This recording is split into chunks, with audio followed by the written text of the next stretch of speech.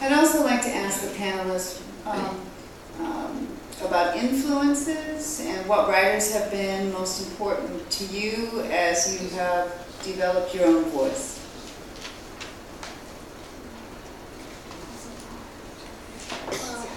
My list is going to sound a great deal like a list that could be put together by anybody in this room. There's Emily Dickinson, there's Robert Frost, there's Richard Wilbur, there's Anthony Hecht, there's Stanley Kunitz, Dylan Thomas. The list goes on, but I think at the beginning we go back behind all those people, and we go back to the great storytellers like Homer, because it's my conviction that if a poem is going to communicate, it had better tell a story, even if it's a very short one. Something should happen in the poem, and it should bring the reader into the story. It should invite him to come in and share that story to some degree, and whatever point it's going to make should be made after that, or in addition to that. But there should be some arc of the human experience in the poem, however small the arc may be. And I'd like to say a thing about form, because it's been brought up a couple of times. For me, form means several things. It means first, and my workshop knows about this because we were talking about it yesterday, the building of a box. You have to know how to build a box made out of symbols, made out of language. But that's only the first thing. After that, you have to bring the reader inside the box with you somehow. If you leave him outside of it, you're not accomplishing anything. So he's got to come in and join you in whatever is going to happen in that box. And then you have to get the reader, or listener preferably, to dance inside that box with you. And the way you do that is by kicking the hell out of the box without destroying it. So you have to have the form, but also disobey the form and do terrible things inside it that do not ruin the joy for the ear or for the other senses. And you have to keep the reader with you all the time. That's the trick. And I throw out a lot of paper because it's hard to do all three. So I throw out much more than I keep. But when I keep something, it's because I think it's done that to some degree.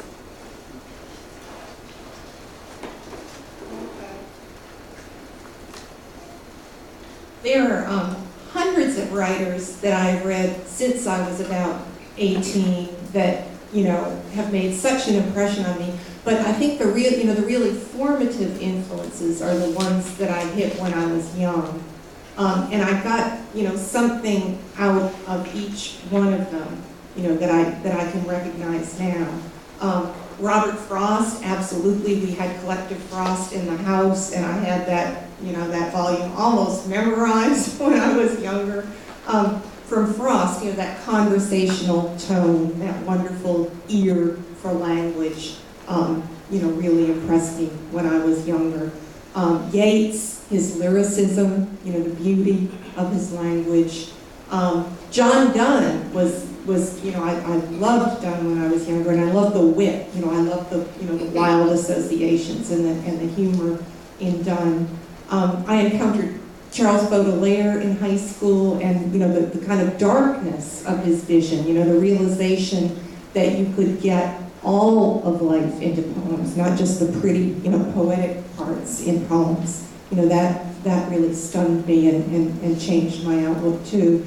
And then three women poets, Millay, Sexton, and Platt, just opened up poetry for me. I first encountered Sexton the summer after my freshman year of college. Someone had left behind a copy of All My Pretty Ones in a beach house that my parents had rented for 2 weeks, and it rained, and I picked that book up, and oh my God, like Chapman's Homer and nothing on it.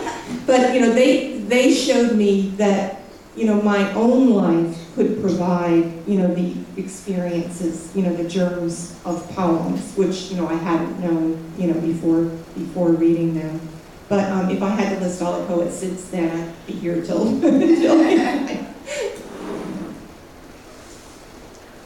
well, I think my very first influence was probably A.A. Milne, and which really did attract me to poetry.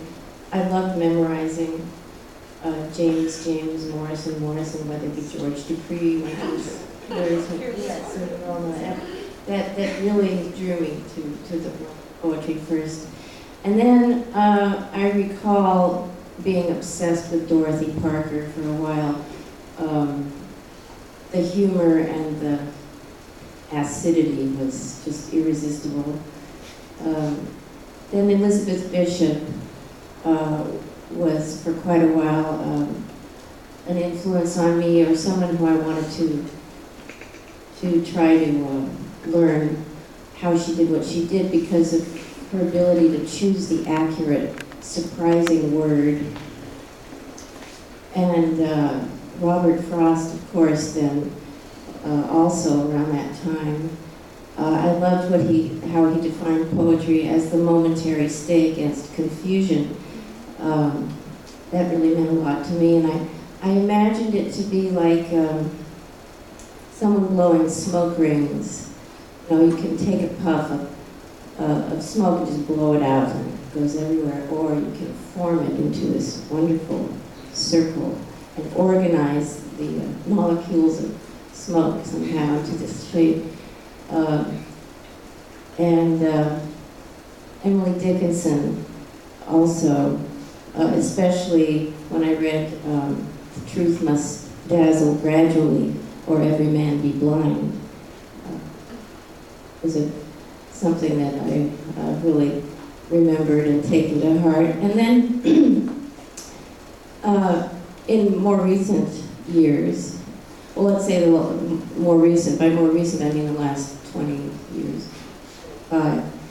it has been the poet, teacher, and friend Timothy Steele, and certainly Richard Wilbur has also been a poet who I've admired and been influenced by. I agree with Julie Kane's assessment that so much, I mean, you could go on for a long time with all the influences, but something about the poets and influences that find us in childhood are really lasting. So for me, Frost also. There's also, and Plath. I also think of people, though, the people that we encounter as children who bring poetry to us. I had two. For me, there was one I related to when Robert Pinsky was speaking about Palgrave's Golden Treasury. My uncle lived upstate New York, and he gave me Palgrave's Golden Treasury when I was little, and I read it as often as I could. And he also brought me birch bark from upstate New York, and he would say, "Write your poems on these." I was only 9 or 10, but the way he took me seriously and the way he brought me something that organic to write on made me feel more like a bard than a little girl. And the other influence was my father, who you could probably tell from my poetry. He passed away when I was 11. He was a professor of speech and he was an English teacher. And he recognized something in me and took it seriously, and I kind of observed with that. You know, I was 11 when he died, but I thought, wow, my father really thinks I can do this. And I won first place when I was 10 at the Walt Whitman Birthplace, sort of their children's poetry contest. And I won that, and he was there that day taking pictures, and then he died 9 months later. And so somehow Whitman and my father kind of almost fused, where I associated the two in some way. And that moment, the fact that he had seen me there, kind of informed my sense when he did pass on that this was what I had to do. It was either that or go crazy. It was either lose everything, lose myself, or write. So I clung to Whitman, and I clung to that memory.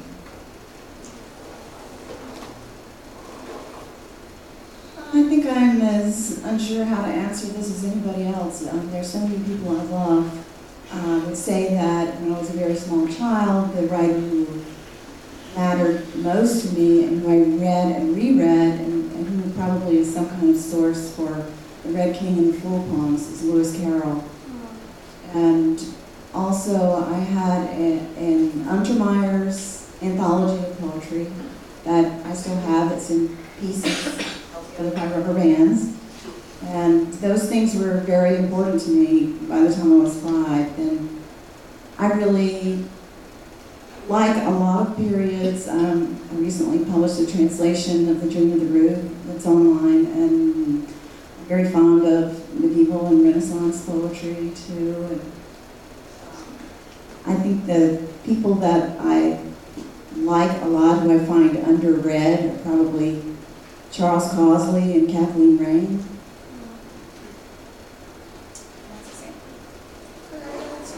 Sure. I want to say how strongly what you said and resonates with me, because it reminded me of my grandmother who read me fairy tales from different parts of the world. And of course this was in Spanish. And then my parents, who both loved reading, they were hooked on books, and they hooked me early. And I still have my father's old red-covered Cervantes, which is in rubber bands. His Cervantes, and I have his Spanish translation of Virgil. And it taught me early to love these things, the physical book, which is partly why I had so much trouble accepting the internet, because I wanted something I could hold like Papa's Virgil. Well, I wanted to say a couple of last things before we conclude. One thing that was very telling about the listing of names on the panel is that folks were listing both male and female influences, both in terms of reading and in terms of life experience. And one thing that we really enjoyed about Mezzo Cammin is that as we all take our seat at the table, that we're all influencing each other. So while we have framed the journal through a certain kind of lens, there is a sense that, we hope we are all, through whatever lens, kind of linking all of these perspectives together and influencing each other.